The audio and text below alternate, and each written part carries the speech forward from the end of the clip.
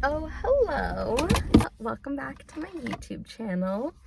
I got coffee from this place in my hometown. I don't know if it's good because it literally just opened up, but let's try it.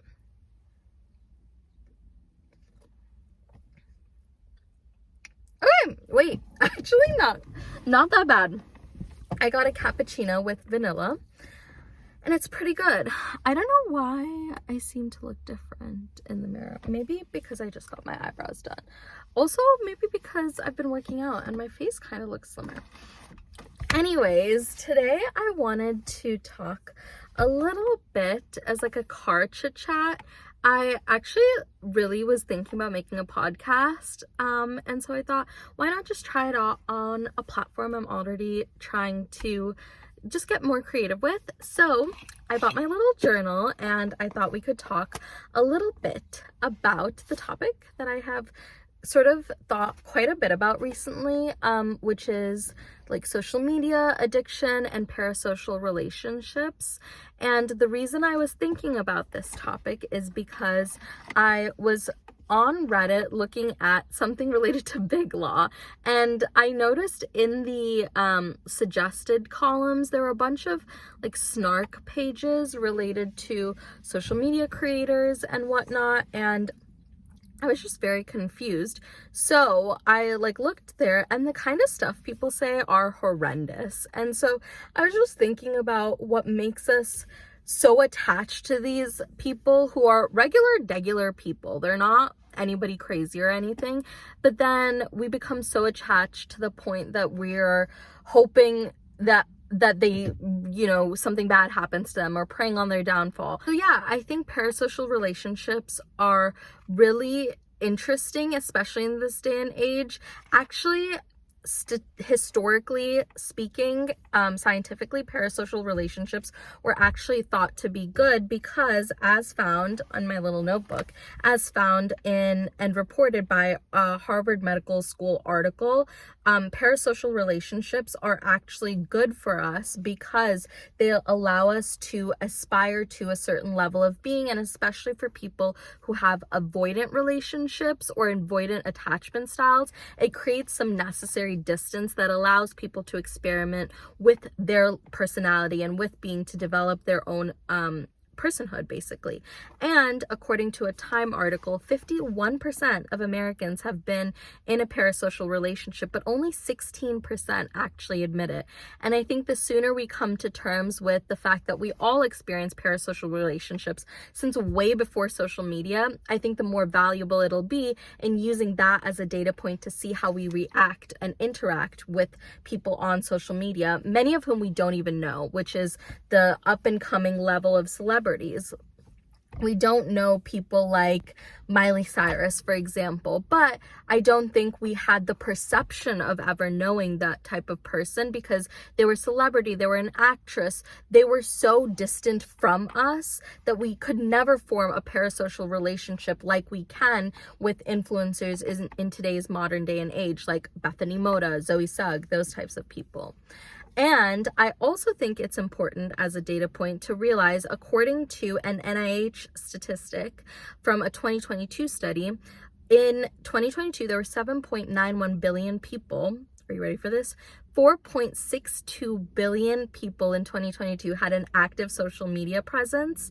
And these people, including myself, obviously, spend an average of 6 hours, 58 minutes on the internet, and 2 hours, 27 minutes of that 6 hour time, nearly 7 hour time, is spent on social media. So that includes Instagram, Facebook, TikTok, Twitter, all of those sorts of social media presence, all of those social media websites.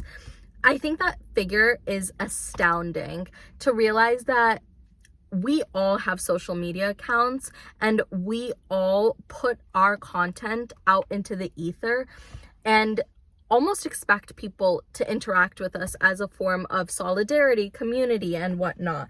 And I think that does provide a lot of good benefits for us because, social media builds community as it's meant to do. That's what MySpace was supposed to do. That's what Facebook was supposed to do. But it also breeds a lot of ADHD, anxiety, FOMO, depression, which is what that NIH study actually said that I was reading. And I think it's really interesting that there is a sort of feedback loop, and actually Dr. Brian Anderson from Texas A&M University, I don't know if Texas A&M is actually a university or a college. Texas A&M.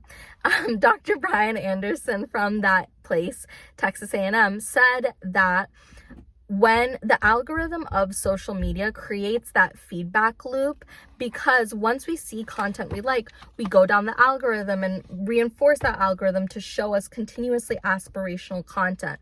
And like I said, aspiration is amazing. I aspire to be like some of the creators I follow, but I also think seeing that constant connection and wanting to aspire to someone so much, especially when we spend 3 hours of our time on social media on average per day, and that doesn't even include the tangential time we're spending out of the 7 hours on the internet related to social media. I feel like at that point we create such an attachment to people that it fills a loneliness gap. And number one, it fills a loneliness gap that could be fulfilled in other areas. And number two, when those people do things we don't agree with, I almost think that we think it is a judgment on our character. Why did I pick someone that to look up to that is now doing something I don't agree with? And that comes up when people discover racist tweets from someone. That comes up when people make a poor parenting choice. That comes up when people do something or support a political candidate that we wouldn't agree with. And we tend to cancel someone so quickly because we hate to see people who we aspired to fall short of the expectations we set for ourselves or for them, because oftentimes we tend to set higher expectations for the people we follow. And I also think it makes us realize how little connection we have in our daily life, because we now feel disappointed by someone who really fulfilled that loneliness gap for us. And now that we don't want to support them, we have no choice but to continue interacting with them by hating on them, since we have no one else to turn to fill that loneliness gap. And I honestly feel like this has gotten worse with COVID, because like we weren't allowed to socialize with anyone. The only place we could go is social media, especially TikTok. And I think TikTok allows us to see more real life compared to other social platforms, because that's just what the default has become. I personally believe that I'm more of a YouTube girly. And the reason I was interested in this especially is because I have become so addicted to TikTok. And actually, I was reading another article which cited a California State University study that said 16% of Americans, I believe, if not everyone in the world, but I'm pretty sure it was Americans, 16% of Americans have a social media addiction. And that figure is astounding, not surprising. That's millions of people. And we often think of addiction as the textbook definition, which is where even when you are actively trying not to do something, you can't help but do it. That was me with TikTok. I 100% own up to me having a TikTok addiction, and I'm really trying to wean off of it. But the problem is, it's such a prevalent part of our life, because if 4.52 billion people are using social media, like obviously everyone's going to be addicted to it. Obviously it's going to be a main part of our lives. And I'm just worried, because if we're using that to fulfill our loneliness gap, then what does that say about the real life connections we have? And I also think, and this is actually confirmed by the Time article I was reading, which states that, no, it was confirmed by a different NIH study I was reading, which basically said that increased use of social media leads to increased use of cyberbullying, stalking, harassment, and all those negative aspects. That doesn't come from parasocial relationships, believe it or not, but that actually comes from increased use of social media. And I can't help but wonder if that's because social media is feeding us such an idealized version of life that it makes us so angry that we don't have that. So therefore, that level of rudeness is a projection of our low self-esteem.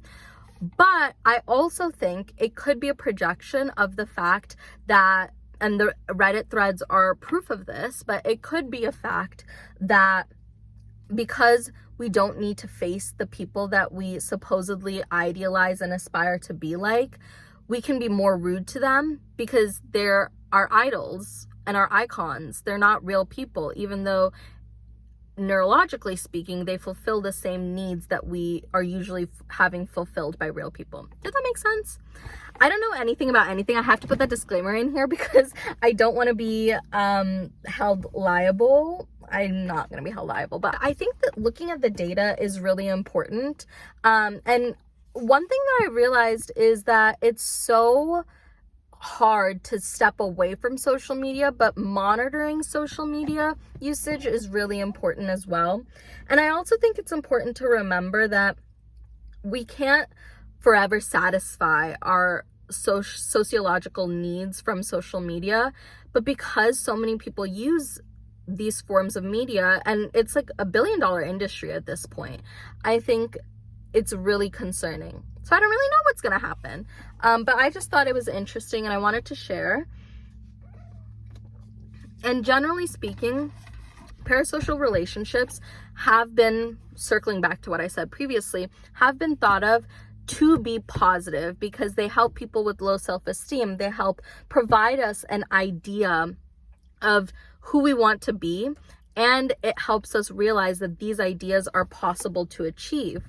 But I also think that nowadays, with so much social media consumption and so many parasocial relationships a person can have, we begin to dive into the negative aspects of these types of relationships to the point where we think we can comment on someone's life, and we think that we can quite literally slander someone's name, honestly, just because they didn't meet our expectation. And I can't help but wonder, partially because this goes into my own deconstruction of potential like self-confidence, and when I feel low self-confidence and when I feel low self-esteem, I can't help but wonder if all this meanness and rudeness that people project into the world on social media comments that then translate to real life, I can't help if that is more of them being upset and a projection of their own low self-esteem. I don't know. What do you guys think? It's just so interesting to me to think about these things. And I feel like people talk about how bad these things are. But the reason I wanted to make this video is because I often feel like a lot of people don't have the data to back it up and show that there is justification for us feeling uneasy about the way certain things are unfolding, the way that there are parasocial relationships, and understanding that and adding data to our analysis of these situations allows us to look into the why and the how and remedies as well, because I think it's one thing to complain and another thing to fix. But me personally, I think the data is crazy. That's my TED Talk. Thank you for coming to my TED Talk. I also am thinking about how this coffee is actually good, number one.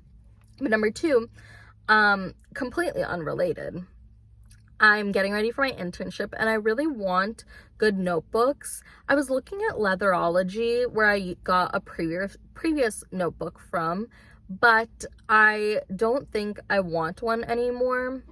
I was also looking at Strathberry because they have really good leather notebooks, and I don't want one from there because it's a little bit pricey.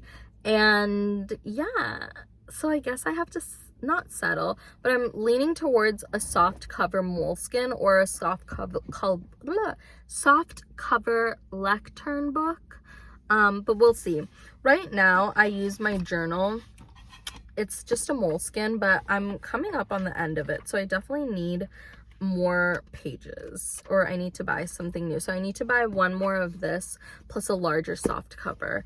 But yeah, thanks for coming to my TED Talk. I really hope to do more of these because I think there's so many topics that I want to talk about, but I obviously have to get better at talking about them and making a point. Although I think I should be confident and happy that I was able to get out coherent thoughts. And I hope this was fun to listen to.